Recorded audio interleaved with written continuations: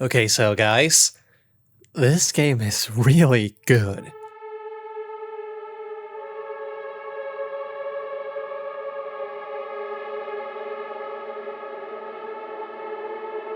I just beat Resident Evil Requiem like 2 minutes ago, and whilst I was supposed to be working on something else, I just had to, okay? Resident Evil Requiem is fucking incredible. You know how sometimes you feel like you're losing your passion for gaming and struggle to find games that scratch your specific itch, but then suddenly you find that game that just reminds you why you love this medium?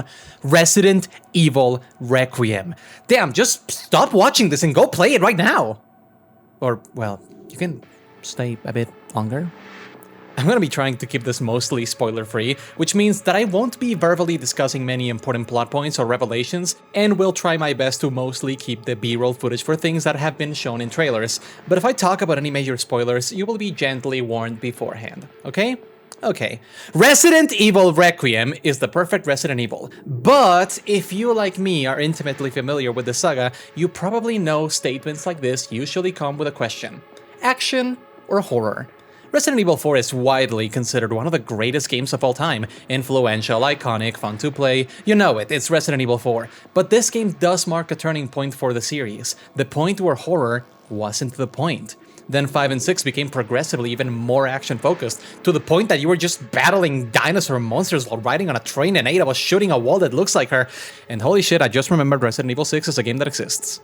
Anyway, so when Resident Evil Revelations came along, it was with the intention of bringing the horror back, and it was fine as an attempt to use the RE4 gameplay with more RE1 level design, but then Resident Evil 7 pulled up and did it better.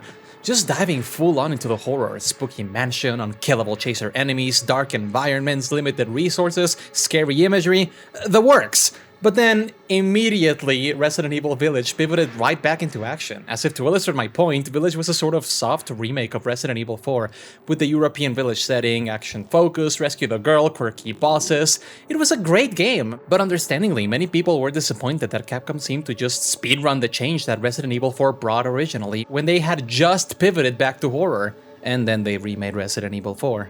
And see, we have a problem. The fans of the old school games deserve some love as well, and hell, Resident Evil Biohazard did sell really well, so it's not like there's no market for strictly horror-focused Resident Evil.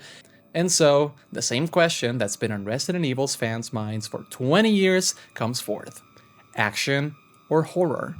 So Capcom went on stage and announced their newest creation, which implicitly answered that very same question. Yes. A solution so simple it's almost comical. Why not take Resident Evil 7 and 4 and give each of them a Potara earring so we can have the definitive Resident Evil experience? But you know this already. If somehow you're watching this and you don't already know what this game is, that's actually kind of impressive. It feels great when a developer listens to fan feedback and actually learns the right lesson from it. Resident Evil Requiem seems to answer almost every gripe people had with the latest entries in the saga. For example, the protagonist. Grace is the most realistic depiction of a regular person being thrusted into a Resident Evil situation, bar none. They tried that with Ethan and he was fine. He's better in Village, but he always seemed to be very accepting of everything that happened around him.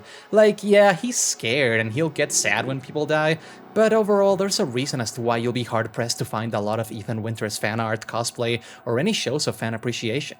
Doesn't help that we never saw his face, like, ever. Officially, we do not know what this man looks like. Oh, never mind. But you get my point. With games as light in cutscenes as these ones, you really need to pull all the stops to make the characters memorable. But Ethan was just meant to be a sort of player insert. They actively went out of their way to give him little to no characterization in his first game, which they tried to correct in Village, but for some people, that was too little, too late.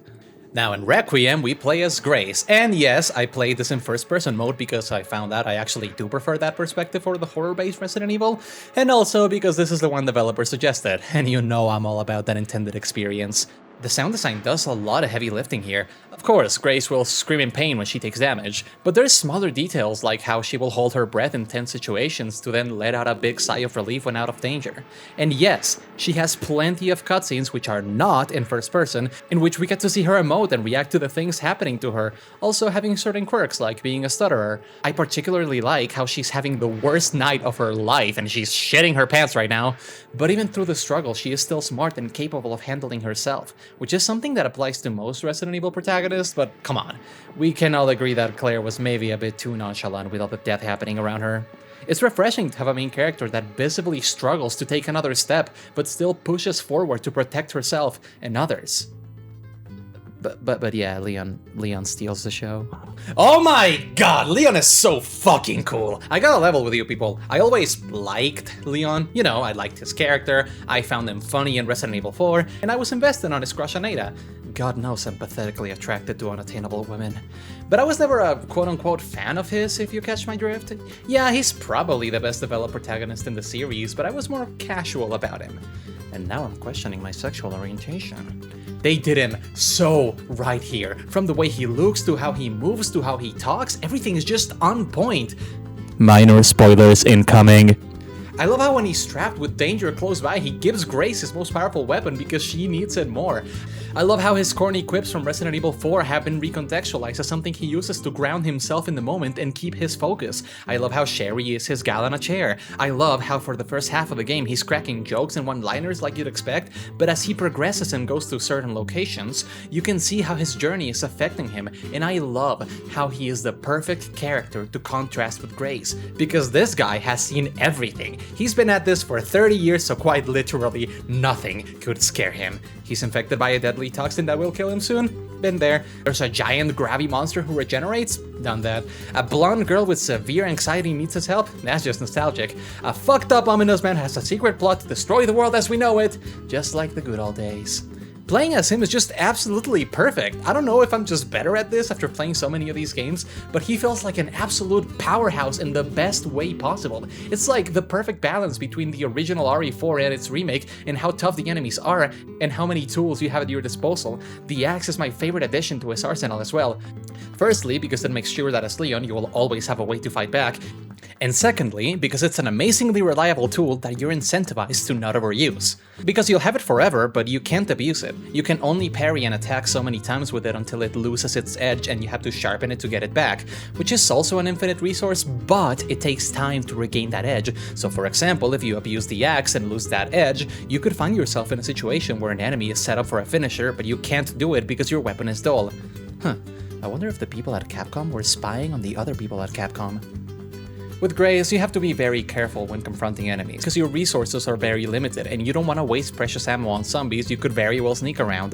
Which, by the way, the sneaking in this game is the best it's been. Normally enemies just knew you were there as soon as you got close, and then Remake 4 introduced a stealth system that was serviceable, but kind of counterintuitive to the kind of game Resident Evil 4 is. But in Requiem, especially in the Grace sections, it just makes a lot of sense. Normally enemies detect you via sight, which is intuitive enough, just stay out of their line of sight and you'll be safe. But then they introduce enemies that are sensitive to sound, and suddenly certain actions like walking too fast or breaking item crates become something really dangerous. Also, there's like 4 really strong mini-bosses in the Grace Hospital section that are very appropriately scary, and satisfyingly gory if you do decide to fight back. With Grace, violence is a question. With Leon, the answer is yes. You have no idea how cathartic it is to, after spending hours sneaking around and counting my bullets, finally just get to wreck shit up and kill any zombie that dares approach my vicinity. Like, minor spoilers. There's this mini-boss you face as Grace, big fat guy who roams the laboratories and blocks your path at every turn. This is the one mini-boss that I didn't kill actually, but because it being so massive, I genuinely thought it'd be invincible. So imagine how I felt when, after waking up as Leon, the very first thing you do is face an enemy that is exactly like that and proceed to absolutely demolish him. This is a perfect showcase of the strengths of this game, isn't it? Just when you might start to get too scared or feel too powerless as Grace, and the sneaking around may start getting to you, you get to be Leon D. Kennedy for a bit to obliterate anything that even looks at you funny. And before you ask, no, the D was not a mistake. It stands for Daddy. They really liked Leon in this game, and yes, I do mean in that way. He gets choked, tied down to a chair, he's always grunting and breathing heavily, and yeah, if you're a Leon freak, you're gonna love how he's presented in this game. Side note, but Leon was the worst kept secret, wasn't he? Capcom did an atrocious job at hiding that he's in the game before the official announcements, with deluxe editions listing costumes for him, and game developers accidentally straight up saying he is in the game, to the point that I genuinely think it might have been an intentional marketing decision to keep people talking about it. But I really wish that they had kept a tighter lid on it, because when I was watching the Game Awards and Leon had his reveal trailer, all I could think was, damn, this would be really cool if they hadn't leaked it. But whatever, he's here and he's awesome. On a bit of a more serious note, there's a real conversation to be had about how the Resident Evil team seems to treat their legacy female characters. When Leon was confirmed to be in this game, a lot of people questioned the choice to have him be the one to return over Jill Valentine, saying how he has gotten more games than her.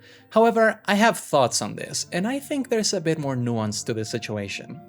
How many games does each Resident Evil protagonist have without counting Requiem?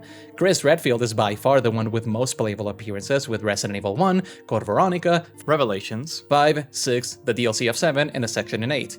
Jill Valentine has 1, Nemesis, Revelations, and a mission in 5. Leon Kennedy has 2, 4, and 6. Claire Redfield has 2, Code Veronica, and Revelations 2.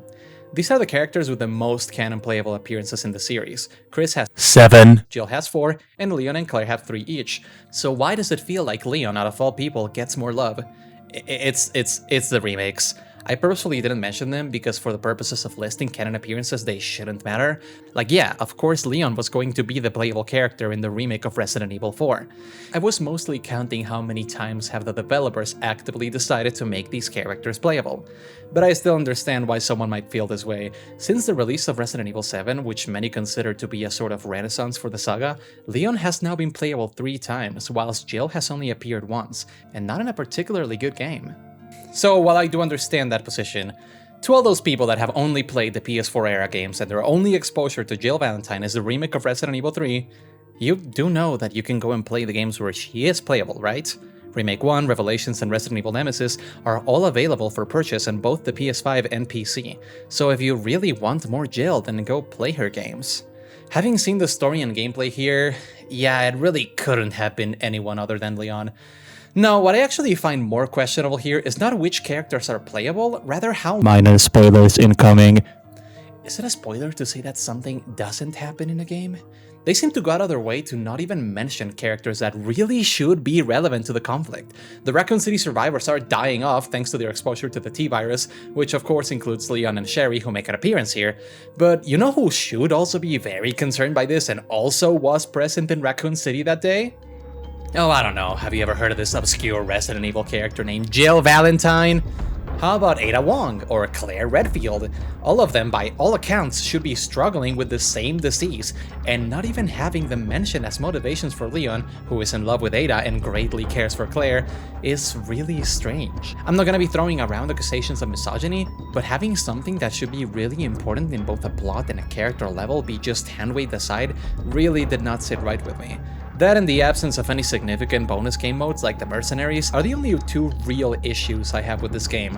Although, this is, more than any other game before it, a game made for fans of Resident Evil. And by that, I mean people who love the entirety of it, both the slower survival horror and the bombastic action. So if you're someone who only likes the games more in line with Resident Evil 4, you might just not get into this one. Similarly, if you only like the action-based Resident Evil, the first half of the game might feel like a slog. As for me, holy shit, 2 cakes! Every time a game like this releases, I see someone express something along the lines of, gaming companies should learn from this, as in, there is still a lot of money to be made in competent 10-hour-long single-player adventures with rock-solid gameplay and stories. That we don't need every game to be a massive 100-hour adventure, or an infinite online multiplayer microtransaction fest. How many times does the industry need to learn this lesson? How many God of Wars, Marvel Spider-Man, Donkey Kong Bonanza, Metroid Dreads, and Resident Evil Requiems do they need to finally get it? Are we really gonna have this conversation every time a good single-player game releases? Because if history has taught us anything, is that the corporations will just think the game did well because it has pretty graphics and path tracing. But whatever, the only thing you and I can really do is vote with our wallets. Support the art that you want to see being made. It's not often that we get games like Resident Evil Requiem, a focused, unbloated, and carefully curated experience that is a blast from beginning to end, and never overstays its welcome, expertly introducing all the new elements to keep things fresh and exciting, whilst developing their legacy characters in a satisfying way. Resident Evil Requiem is a gift. A gift that I will appreciate for the rest of time, and that I hope you appreciate as well. If there's one takeaway I want you to take from this, is to go play the game if you haven't already, and enjoy it. Take your time with it. Play it the way you find most fun, either in third or first person, modern or classic mode. Resident Evil Requiem is a gift, the likes of which we've been sorely lacking. If you haven't played any Resident Evil games before, maybe go back and play the earlier games before you give this one a shot, because there's a lot of payoff here that hits harder if you are familiar with the story and characters. But don't let me stop you from playing whatever game you feel like playing right now, as long as you get into this fantastic saga. Because I'll say it again, Resident Evil Requiem is a gift, and I for one plan on enjoying it for a very long time. Or that's what I would say. But I have some unfinished business.